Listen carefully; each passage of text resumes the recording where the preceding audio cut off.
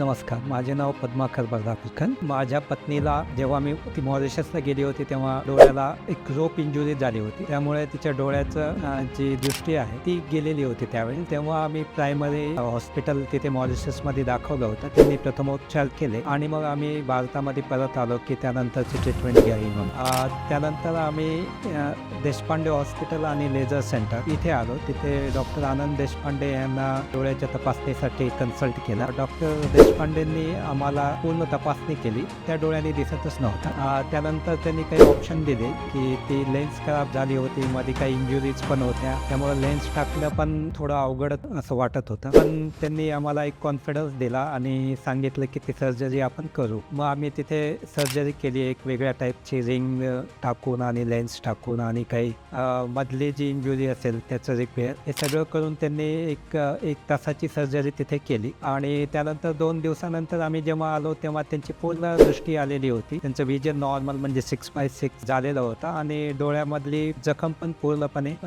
नीट झालेली होती. त्यामुळे आम्ही देशपांडे हॉस्पिटल आणि लेझर सेंटर यांचे आभारी आहोत. त्यांनी ह्या पद्धतीची ट्रीटमेंट दिली.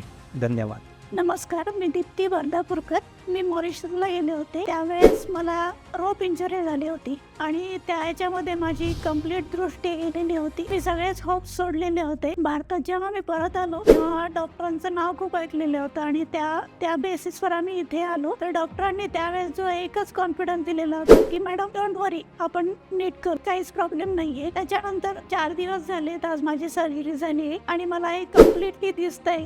हा आनंद माझ्यासाठी खूप मोठा आहे. त्यामुळे मी सरांची आणि पूर्ण देशपांडे हॉस्पिटलचे आभार मानते.